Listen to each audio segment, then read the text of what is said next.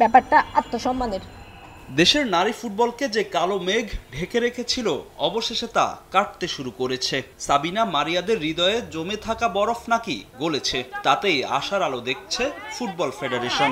আমরা তো এই কোচের আন্ডারে কোনোভাবে প্র্যাকটিস করব না। গত ৩০ জানুয়ারি হেড কোচ পিটার বাটলারের বিরুদ্ধে বিভিন্ন অভিযোগ এনে অনুশীলন বর্জন করেন 18 ফুটবলার। প্রয়োজনে গণ অবসরে যাবেন, তারপরও ব্রিটিশ কোচের অধীনে আর মাঠে ফিরবেন না বলে জানান তারা।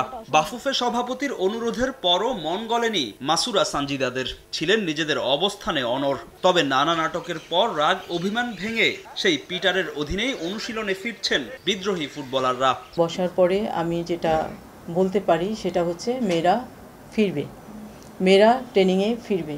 তবে সংযুক্ত আরব আমিরাতের বিপক্ষে ম্যাচে দেখা যাবে না সাবিনাদের। 24 ফেব্রুয়ারি দুবাইয়ের উদ্দেশ্যে দেশ ছাড়বে নারী দল। সেদিনই ছুটিতে যাবেন বিদ্রোহী ফুটবলাররা। ছুটি কাটিয়ে তারপর যোগ দেবেন ক্যাম্পে। তখনই 18 নারী ফুটবলারের সঙ্গে চুক্তি নবায়ন করবে ফেডারেশন। টিম চলে যাবে 24 তারিখে এবং ক্যাম্পও বন্ধ হবে 24 তারিখে। ক্যাম্প বন্ধ মানে সবার জন্যই বন্ধ। তো ওর মেয়েরা, সিনিয়র মেয়েরাও চাচ্ছে, ওরা একটা ব্রেক চাচ্ছে। ওরা যখন আসবে দেন আমরা বললাম তো আমরা বসবো, আমরা দুই পক্ষ সব পক্ষের সাথেই কথা বলে যা যা ভুল ভ্রান্তি আছে সেগুলো মিউচুয়াল করে ওরা ট্রেনিংয়ে যাবে এবং কন্ট্রাক্ট সাইন করবে। ফুটবলারদের সঙ্গে কোচের দূরত্ব ঘোচাতে কাজ করছে বাফুফের নারী উইং।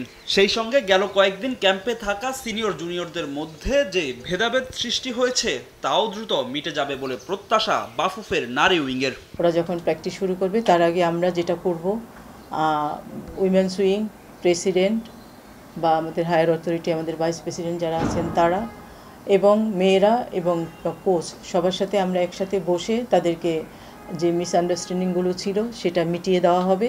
সার্টেন টাইমের জন্য হয়েছিল, এটা থাকবে না। যখন পুরো জিনিসটাই মিটিয়ে যাবে, ওরা তো বড়, ওরা ছোটো বোনদের সাথে কেন ওটা করবে? আর সেটার জন্য দেখার জন্য তো আমি আসি, আমি তো সেই লেভেল থেকেই কাউন্সিলিং করব। এদিকে বিদ্রোহী ফুটবলারদের অনুশীলনে অংশ নেওয়ার সিদ্ধান্তকে সাধুবাদ জানালেও কোচ পিটার বাটলার দিয়েছেন কড়া বার্তা। নামের ভারে নয়, স্কোয়াডে ফেরার মানদণ্ড হবে পারফরম্যান্স। আমি খুবই পেশাদার, কে আসবে না সেটা আমার দেখার বিষয় না। আমি প্রতিহিংসা পরায়ণ বা খারাপ নই। জাতীয় দলের জন্য গুরুত্বপূর্ণ ও মেধাবী খেলোয়াড়দের মূল্যায়ন করব।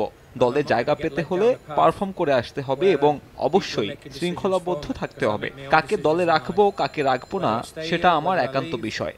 আশা করি বাফুফে আমাকে এ নিয়ে কোনো চাপ দেবে না। এতদিন যা হয়েছে বাংলাদেশের ফুটবলের জন্য তা কোনোভাবেই ভালো নয়। তবে আমার মনে হয় কম সংখ্যক ফুটবলারই সুযোগ পাবে। নারী ফুটবলারদের বিদ্রোহের দায় নিজেদের ঘাড়ে নিতে চায় না ওমেন্স উইং। কোচের বিষয়ে সাবিনাদের আপত্তির বিষয়টি আগেই ফেডারেশনকে জানিয়েছিল তারা। তবে তা উপেক্ষা করেই পিটার বাটলারকে নিয়োগ দেয় বাফুফের জরুরি কমিটি। ফাহিম ইসলাম, সময় সংবাদ, ঢাকা।